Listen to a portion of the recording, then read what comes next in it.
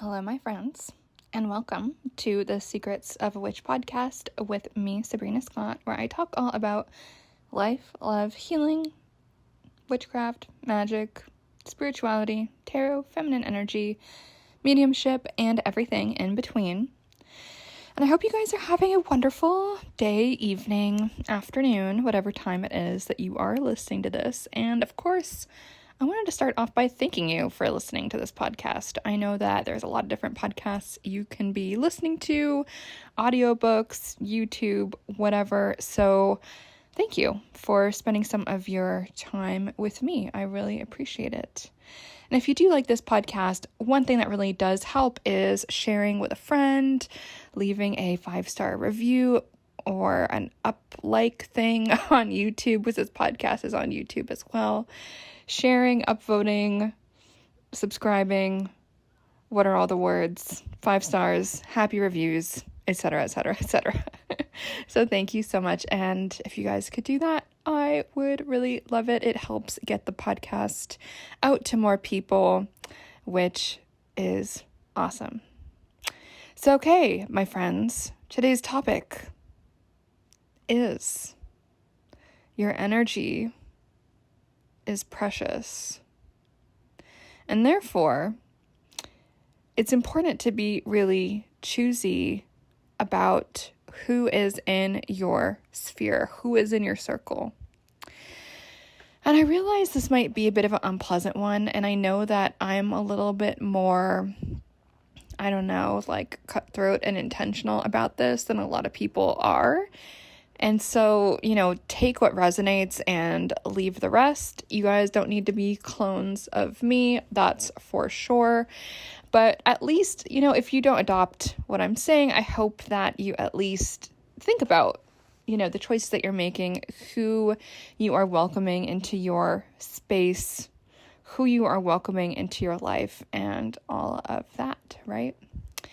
Because at the end of the day, it's so cheesy, but it's so true. Birds of a feather do flock together. And so we are, in some ways, as I've heard a million times, like the sum of the 5 people with whom we spend the most time. If all of your friends are people that you judge harshly as being losers, or you resent them, and I'm going to sound a bit crass here, but if you find that they are just like druggies or have no ambition or are just, making really bad choices and their life is full of drama, that might be something to just pause at. And I am hearing some people get a bit prickly with me using the word druggie, which I know is maybe contentious. I myself am anti-drugs. I'm not a fan of addiction in any which way. That being said, if you are someone who is able to, work with plant medicine in a way that feels holistic and good to you, I'm gonna you can go do that over there. That's cool. I'm not telling you to stop doing any of that. But, I really don't condone hard drugs. I don't condone it. If you are someone who is struggling with an active addiction to something, I would really recommend seeking help for that, getting help. It's not shameful. 12-step is a really good program. I've been in it for ACA, adult children of dysfunctional families.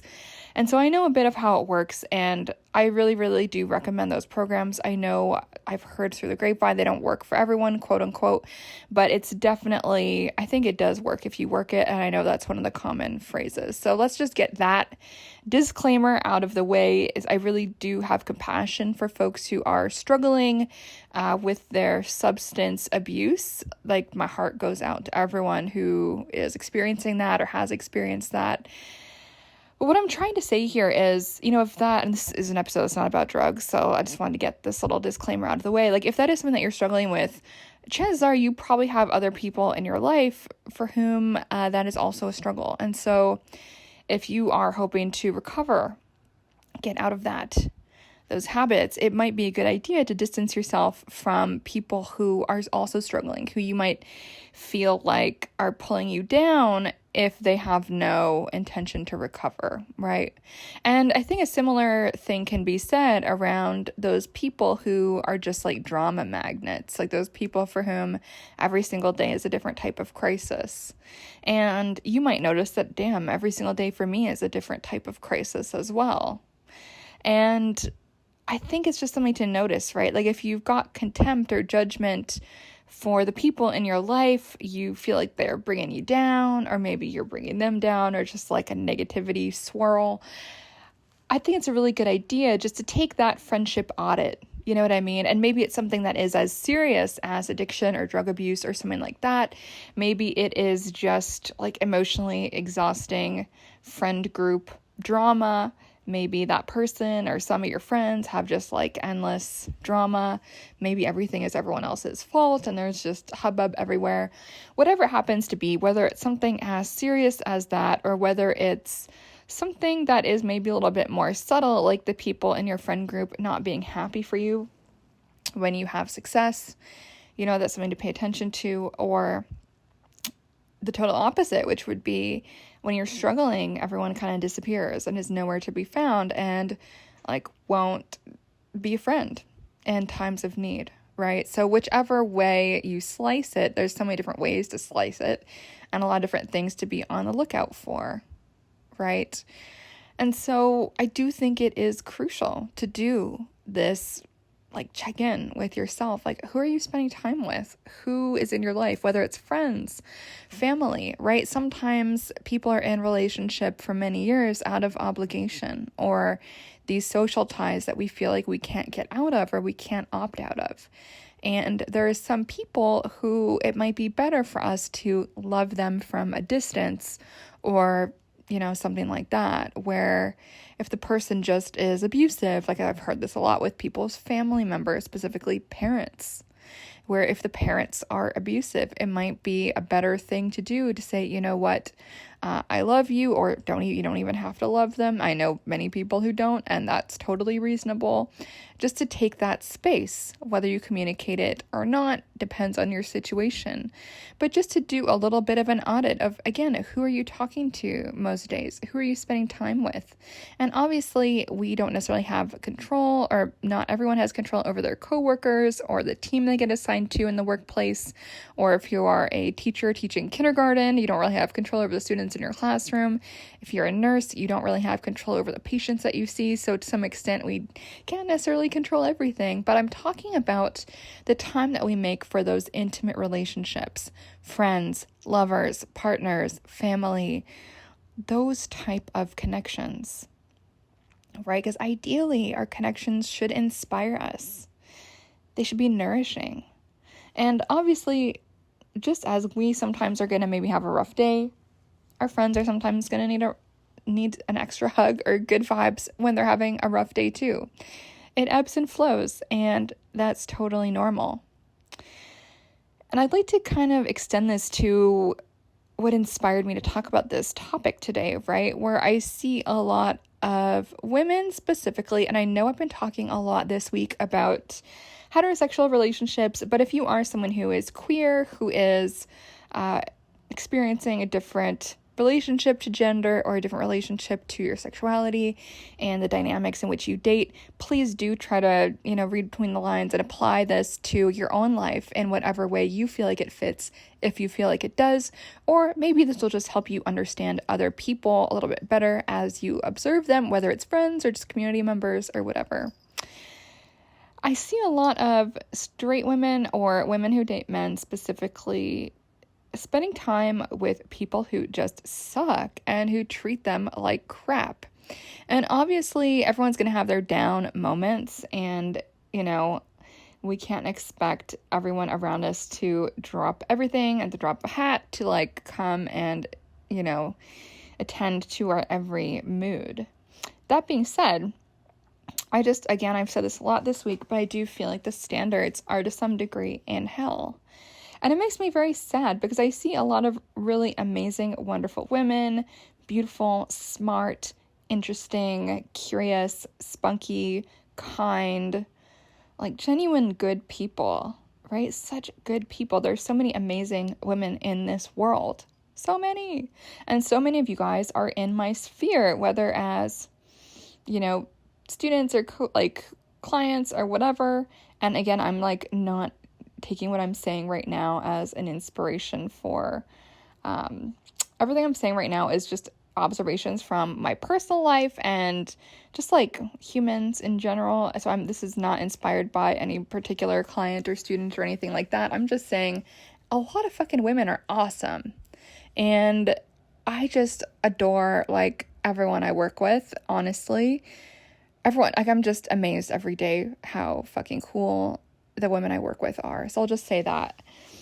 But I'm just, I'm in a lot of community groups in my city, and I'm in some dating groups and like groups for single women and all of this stuff. And so that's a lot of where this is coming from, as opposed to like in response to anyone in particular that I actually know.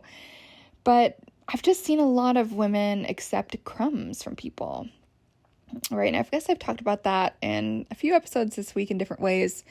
But I think this is related to the idea that not everyone gets to be in your energy. Not everyone gets your time of day. At least I don't think everyone should get your time of day. There are a lot of men who are not in touch with their healthy, empowered masculine energy these days, unfortunately. And we see a lot of men right now, I guess not a lot, but like enough that it's worth talking about. We see enough men these days who are just disempowered. And unfortunately, they are like reacting to that disempowerment that they feel in themselves. They feel ineffective in their lives. They might feel inconsequential, disempowered, ineffective. And so unfortunately, these kind of like losery type of men who could have amazing potential, instead of trying to push themselves harder, chase their dreams, become better people, live up to higher expectations on themselves that they could put on themselves, instead of doing all of that, which would be what a healthy man would do. And if you listen back, I think it's episode 4 of this podcast back in like February, I have an episode about healthy and unhealthy masculine energy, if you're curious to listen back. Unfortunately, what some disempowered men will do is instead of rising up, they will take out their disempowerment out on women. And they will try to get women to lower their standards. They will try to convince women that they're crazy for having standards. They will nag women, like insult them, but kind of compliment them at the same time. So the woman gets addicted to like not fully being satisfied and hoping to get his approval. It's all very sneaky psychological stuff. Obviously, there's a lot of amazing men out there. I've met a lot of them. And, I'm single, I go on dates, and I've met a lot of fantastic men. They might not be the man for me, but it's true that there's a lot of really lovely gentlemen out in the universe. I can vouch for that. And I think that is what women who are wanting to date men need to be aware of. And I'm sure many of y'all listening are aware. But again, in my work, I do get to see a lot of people who are, let's say, coming to me for love readings, romance readings. And I hear like some horrible things from people sometimes. And if I think back to clients over the years, it's like the most upset people have been in my presence often has been around telling me about their failed crap with some guy who is not acting right. And it just breaks my heart. And I get it because I've been that woman before. Totally get it. And I remember vowing to never be her again. So all of that to say, let's come back to the theme of today. Not everyone gets to be in your energy. And so I think, unfortunately, we've normalized giving people, like specifically men. I think a lot of women who date men have normalized giving men 1 million chances to act right. And I believe that specifically women need to begin to value our time more And to basically say, like, you know what, if this guy is not acting right, if he's being whack, if he is being disrespectful, if he's being rude, if he's being neglectful, if he's being like a neg type of person, if he's trying to bring you down, if he's suspicious of you off, like, from the jump, why entertain that? Why continue to share your energy with such an individual? And I think the flip side of this line of thinking is, like, I think it's possible to be a bit maybe too perfectionistic, because I've also seen women who are like, well, this guy is overweight and I don't want to date him and blah, blah, blah. And like, I've dated people of all body types, so I kind of like can't relate to that. But then I've seen a picture of this guy and he wasn't even overweight. He just didn't have abs. He was still a typical BMI weight, right? And so all of that to say, and we could talk a lot about like, okay, the fat phobia there, or the various like body issue stuff that person has likely internalized and is projecting onto another person.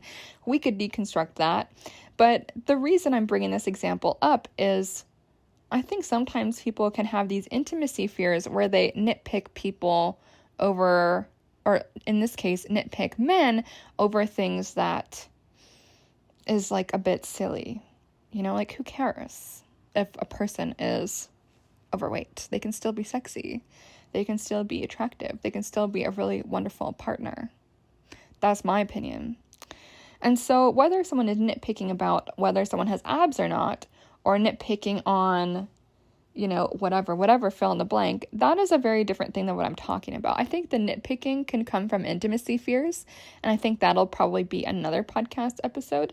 But for today, let's just focus on the crappiness, right? Which is real, right? I think nitpicking stuff, it's not really real. It's just someone who's like, you know, afraid of intimacy, so they come up with reasons to not like somebody.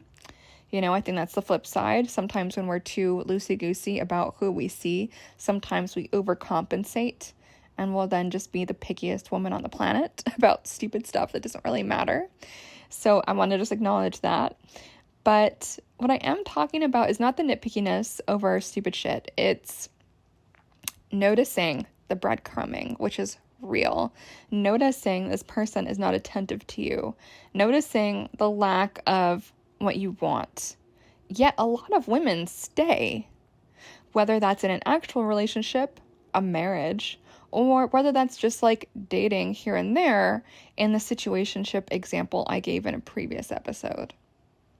And so in my opinion, if someone is not acting right, and I don't know, it depends on the situation, but it's like if you've tried to have a conversation with them about it, because sometimes if you do have a conversation and you've had a connection with this person for a long time, like if one of my friends was not acting right, I would bring it up with curiosity and say, hey, I noticed ABC.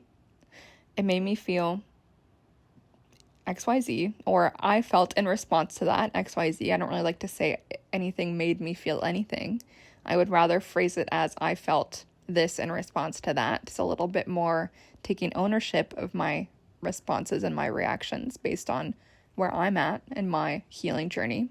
So that's something I want to put out there.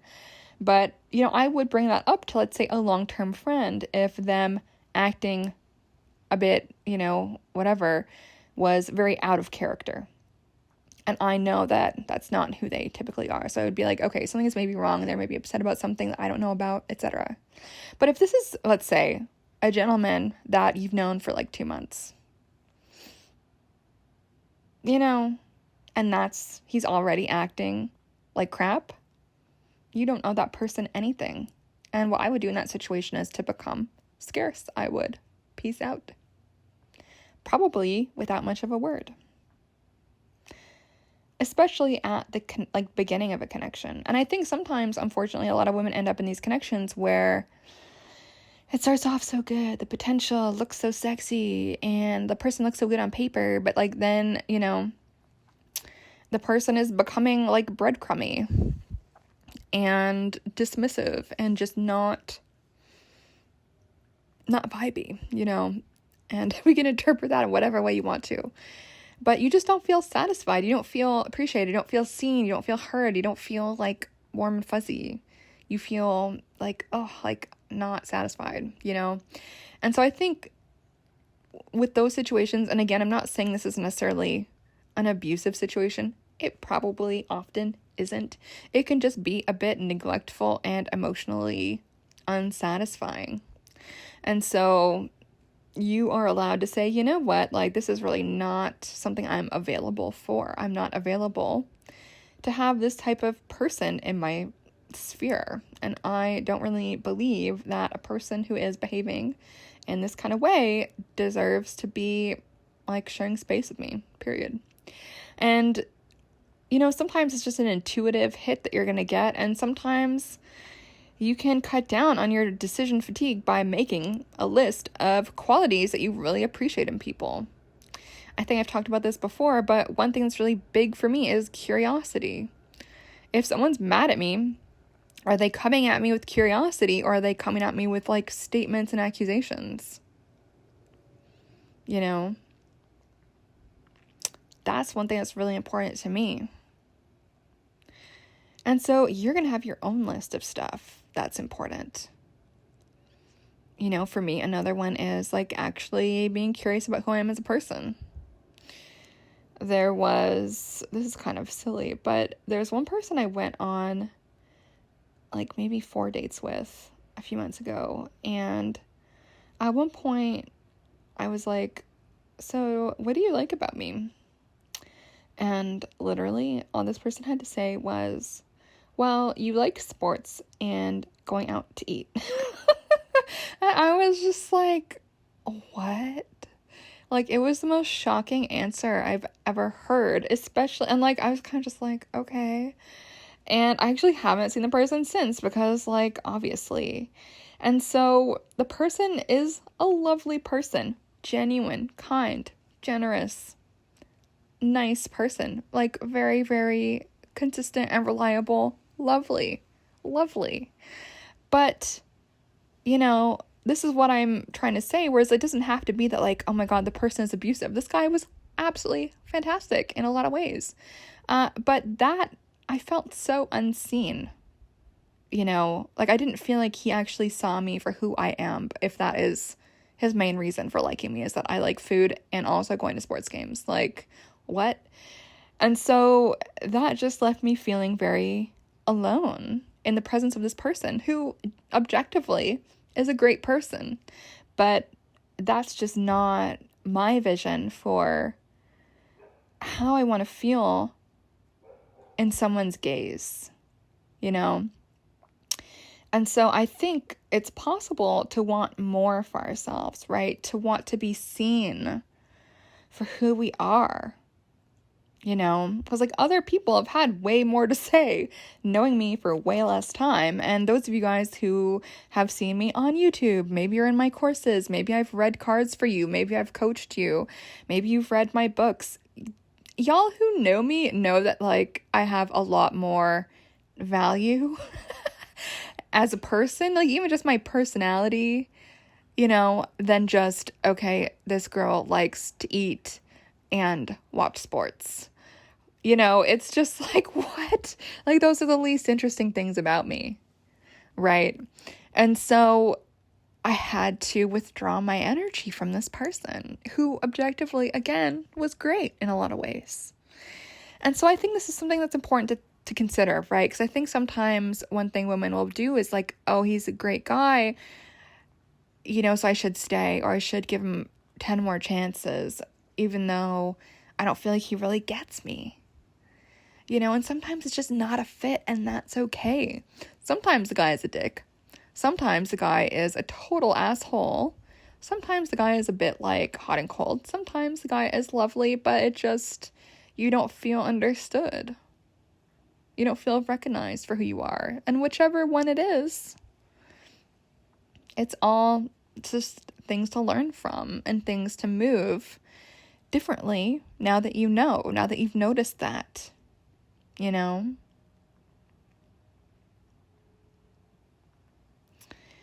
And you get to decide what are your minimum standards, especially in dating, but also in other things like friendships or professional relationships. And you have a choice. You don't have to sit around waiting for someone to start acting right. You can move on. Guess what? There's a bazillion people on this planet, and you will find your people. And sometimes you just have to keep rejecting the ones that the universe sends you. You know, it's like a pizza or like, I don't know, sushi or something, you know, because sometimes the universe is like, okay, you want this? Okay, I'll send you some people. And then if you accept that, then the universe is like, oh, okay, cool, I got the order right. Sweet. I'm just going to keep sending her people like this. But if you stick true to who you are and what you want and what makes you feel fulfilled in your connections, and you send the order back to the universe, you're like, universe, I did not want this type of pizza. I wanted a gluten-free pizza. You got the toppings right, but, you know, come on. And then the universe will be like, oh, okay, I was testing you. I thought you were going to eat the normal pizza. I didn't think you would notice it wasn't gluten-free, you know? And so I think things like connections, relationships, friendships, it's a similar type of thing, you know? And I think I've talked about this before, and I hope my friend doesn't mind me talking about this. I did post it on my Instagram, and I asked her for permission before I did that, so hopefully it's cool. But I remember, you know, this was like earlier this year, I was rejecting like certain advances around friendship, you know, and letting certain people go because it just didn't feel right. I was like, you know, it's not what I want. And I was telling the universe, I'm ready for like solid friendship. I am ready, universe. And I said that to the universe, and not that long after that, I reconnected with like an old best friend in a grocery store. And so grocery stores are a sacred place. It's another podcast episode from a month or so ago. Maybe 2 months ago. Maybe it's from September. And the universe delivered, you know, and the worlds collided, and the rest is history. And so sometimes we have to be more specific when we make our pizza orders to the universe, and also have the guts to send the pizza order back when the universe does not get it right. That goes for dating, that goes for everything, clients, etc. So anyway, I've kind of rambled a bit. But I hope this is useful, my friends. This is just what I'm thinking about today. I hope you find it helpful. It's something I always spend time contemplating. And you know what? I'm changing my standards all the time. Because sometimes I might say, you know what, I want this, and then the universe throws that to me, and then I'm like, you know what? Maybe this is not the vibe. Thank you, universe, for letting me try that out, but, you know, I don't think so. So, think about it, friends. Reflect, journal. I love journaling about this kind of stuff and just touching in with yourself and seeing how you feel, where you're at, what's your minimum standards, and what's your dream life, you know? Think about it. Anyway, friends, that's it for today. I wanted to remind you guys that my Feminine Energy Without Bullshit course launches on Monday, November 13th for the new moon. I'm so excited about this. More info on that over the weekend. So stay tuned, my friends. And then I wanted to remind you guys that I'm doing a Black Friday sale on November 25th where all of my courses will be available, self-study, at 50% off, except my Without Bullshit courses, and except the 2 masterclasses I just taught a few weeks ago, which was the Tarot for Mediumship and Ancestor Magic masterclass. Both those are going to be full price because I literally just taught them. But everything else will be 50% off, including my Magic of Business course, which will be reduced down to just over $1,000, which is a huge steal because it is usually $2,222. So big steal. You guys will be able to get also my Claim Your Magic affirmations for only whatever 97 divided by half is. And so if you've been thinking of jumping into any of my like one-off masterclasses or workshops, this is going to be a really good time to just save a shit ton of money and go on a splurge if you've been thinking about seeing what my vibe is when it comes to that kind of stuff. Okay, friends, that's it. My website is sabrinamscott.com. You can say hello on Instagram, Sabrina M. Scott. My YouTube is youtube.com/Sabrina Scott, no M, because I guess there's less Sabrinas on YouTube somehow. Anyway, you can also check out my books, which are on Amazon. I've got 2 books. They're called Witchbody, and the other one is called Curse and Cure. Curse and Cure is self-published. I also have 2 tarot journals. One of them is called Getting to Know the Cards, and the other one is called Card of the Day. I also have hoodies and sweaters and everything to keep you cozy this time of year at shopsabrinamscott.com. Okay, friends, that's it. Catch you on the flip side. Bye.